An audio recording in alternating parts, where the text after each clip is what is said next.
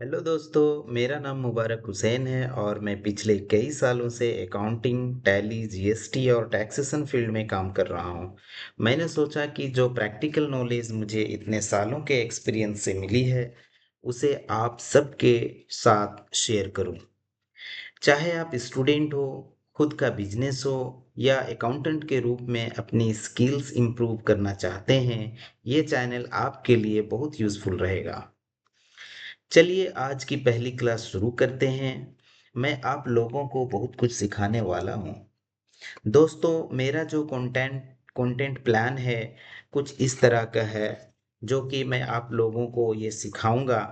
Company creation, ledger creation, group creation, purchase entry, sales entry, receipt entry, payment entry, contra entry, journal entry, GST setup, GST purchase entry, GST sales entry, bank reconciliation, inventory setup, profit loss account क्या होता है, balance sheet के बारे में, complete accounting cycle के बारे में।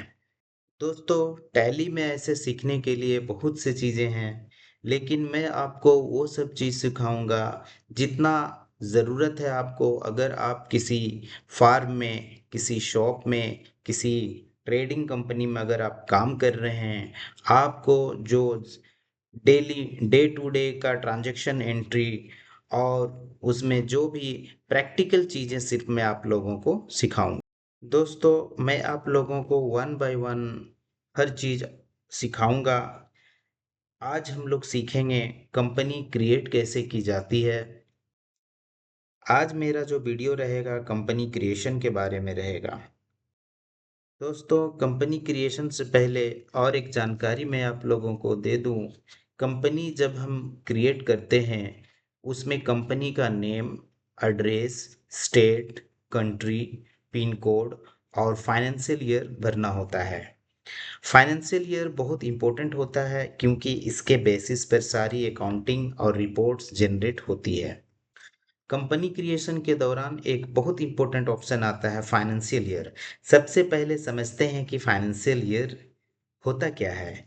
India में फाइनेंशियल ईयर 1 अप्रैल से शुरू होता है और अगले साल 31 मार्च को ख़त्म होता है। जैसे अभी जो हमारा फाइनेंशियल ईयर चल रहा है, वो 26-27 चल रहा है।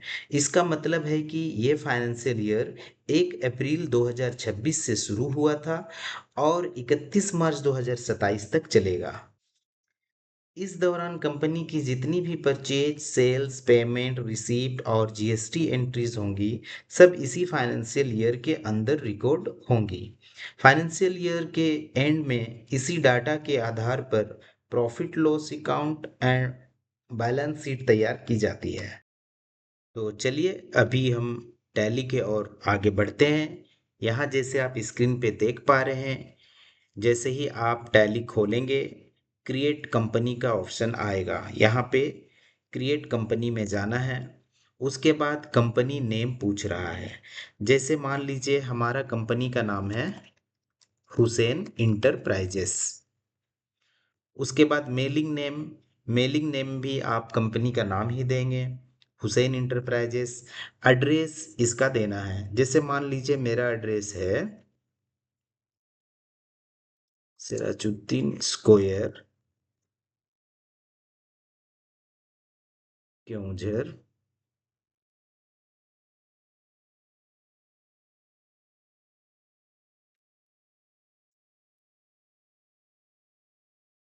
स्टेट ओडिशा, पिन कोड यहाँ देना है। आपका एरिया का जो पिन कोड है उसे दे दीजिए। उसके बाद मोबाइल नंबर दे दीजिए। उसके बाद आपका कंपनी का ईमेल आईडी जो है वो दे दीजिए। यहाँ पे जो भी ईमेल आईडी है आपका वो दीजिए। उसके बाद ये रहा फाइनेंशियल ईयर बिगिनिंग फ्रॉम। दोस्तों, जैसा कि मैंने आपको बताया था कि ये फाइनेंशियल ईयर जो है, अभी हमारा जो फाइनेंशियल ईयर चल रहा है ये 26-27 फाइनेंशियल ईयर चल रहा है। इसका मतलब है कि फाइनेंशियल ईयर 1 अप्रैल 26 से शुरू हुआ था और ये ख़त्म कब होगा ना, 31 मार्च 2027 को। तो फाइनेंशियल ईयर बिगिनिंग फ्रॉम 1 अप्रैल 2026 ये सही है। इसको 1 अप्रैल 2026 करेंगे। उसके बाद books beginning from. Books beginning from क्या होता है? जब हम बिजनेस जिस दिन से शुरू करते हैं, जैसे अभी जून का महीना चल रहा है, मान लीजिए हम लोग बिजनेस शुरू किए थे मई मंथ में, तो जिस डेट से हमारा ट्रांजैक्शन हुआ बिजनेस में, उस डेट का हम लोग यहाँ पे लिखेंगे। सपोज मान के चलिए 15 मई, 15/5/2026, इस डेट से हमारा ट्रांजैक्शन शुरू हुआ है। तो हम लोग यहाँ पे जिस दिन से बिजनेस स्टार्ट हुआ उस डेट को यहाँ पे लिखेंगे। उसके बाद करेंसी सिंबल, आइए इंडियन रुपीस जो है वो देना है। फॉर्मल नेम इंडियन रुपीस रहेगा। दोस्तों और एक चीज़ ध्यान दीजिएगा, यहाँ पे आप जो यहाँ पे मेलिंग नेम यहाँ पे जो लिखेंगे, जो कंपनी का नाम रहा, एड्रेस रहा, मोबाइल नंबर, जब भी आप प्रिंट आउट करेंगे, आइदर वो सेल बिल का हो या फिर आप पार्टी को लेज़र अगर भेजना हो, अकाउंट स्टेटमेंट देना हो, तो जिस वक्त आप प्रिंट निकालेंगे, ये कंपनी का पूरा डिटेल्स जो है उस प्रिंट पे आएगा।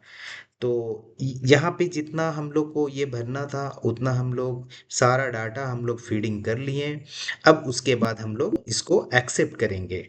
जैसे ही आप एक्सेप्ट करेंगे, कंपनी क्रिएटेड सक्सेसफुली का मैसेज आ गया यहाँ पे। यहाँ पे देखिए दोस्तों, बहुत सारा यहाँ पे ऑप्शन आ रही है, जैसे accounting, accounting master, maintain accounts, enable bill wise entry. हम लोग को बिल वाइज एंट्री अगर आपको मेंटेन करना है तो उसको यस करेंगे। उसके बाद कॉस्ट सेंटर भी है। ये सब बहुत सारा ऑप्शन है। मैं आपको जैसे जैसे हमारा कोर्स आगे बढ़ेगा, मैं इसके बारे में पूरा डिटेल्स में आप लोगों को बताऊंगा। उसके बाद देखिए इन्वेंट्री। इन्वेंट्री जो है वो स्टॉक को कहते हैं।